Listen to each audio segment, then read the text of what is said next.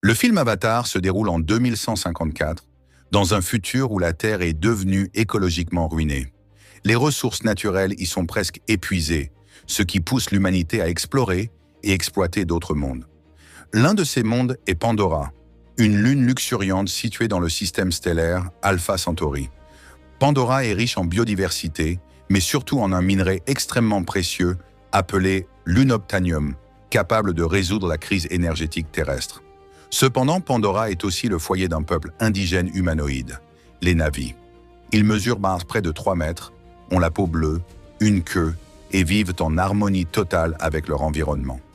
Leur culture est profondément spirituelle, fondée sur le respect de la nature et la connexion avec Eywa, une entité vivante qui relie tous les êtres de Pandora.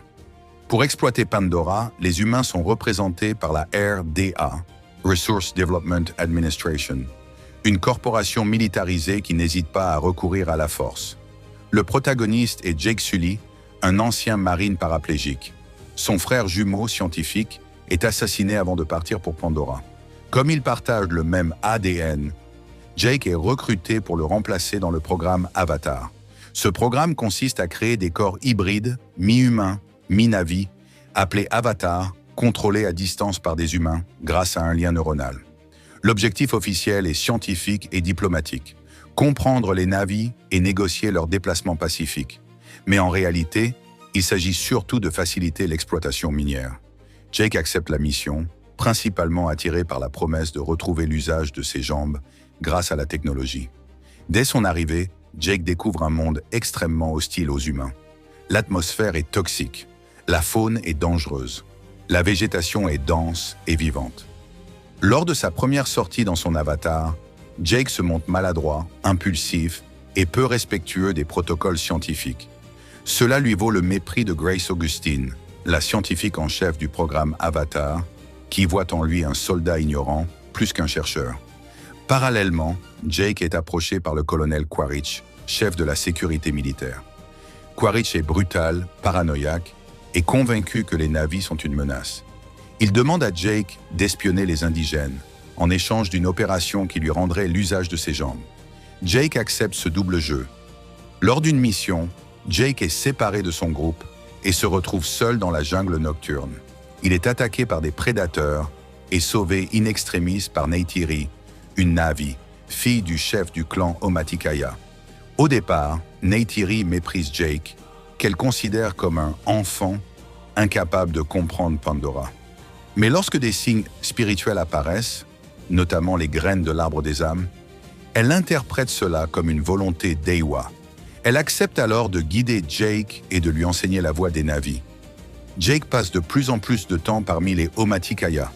Il apprend à chasser sans gaspiller, à se connecter aux animaux grâce à sa tresse neurale, à respecter l'équilibre naturel, à comprendre la spiritualité de Pandora. Progressivement, il tombe amoureux de Neytiri. Leur relation est lente, fondée sur l'apprentissage, la confiance et la reconnaissance mutuelle. Pendant ce temps, Jake continue d'envoyer des rapports à Quaritch. Mais plus il s'intègre, plus il est déchiré intérieurement. Il commence à réaliser que les humains sont les véritables envahisseurs. Le clan Omaticaya vit autour d'un immense arbre sacré appelé l'arbre maison, situé précisément au-dessus du plus grand gisement d'unobtainium. Malgré les tentatives diplomatiques de Grace et Jake, la RDA décide de forcer l'évacuation du clan. Quaritch mène une attaque massive. Missiles, explosions, destruction totale de l'arbre maison. Cette scène marque un tournant émotionnel majeur du film. De nombreux Na'vi meurent et leur habitat est anéanti. Jake est démasqué comme espion, rejeté par le clan et profondément honteux. Jake touche le fond. Il a perdu la confiance des Na'vi et n'appartient plus vraiment aux humains. Il décide alors de prouver sa loyauté en accomplissant un acte presque impossible.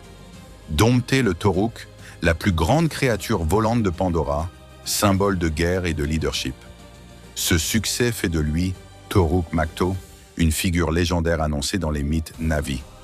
Grâce à cela, il regagne la confiance des clans et appelle toutes les tribus de Pandora à s'unir contre les humains. La bataille finale oppose la technologie humaine, vaisseaux, armes, exosquelettes, à la nature vivante de Pandora, Na'vi, animaux, forêt elle-même. Eywa semble intervenir. La faune attaque les forces humaines, inversant le rapport de force. Jake affronte directement Quaritch, qui incarne la violence coloniale et le refus de comprendre l'autre. Quaritch est finalement tué par Neytiri. Les humains survivants sont expulsés de Pandora, à l'exception de quelques scientifiques. Jake choisit définitivement Pandora. Lors d'un rituel sacré à l'arbre des âmes, son esprit est transféré définitivement dans son corps avatar, abandonnant son corps humain.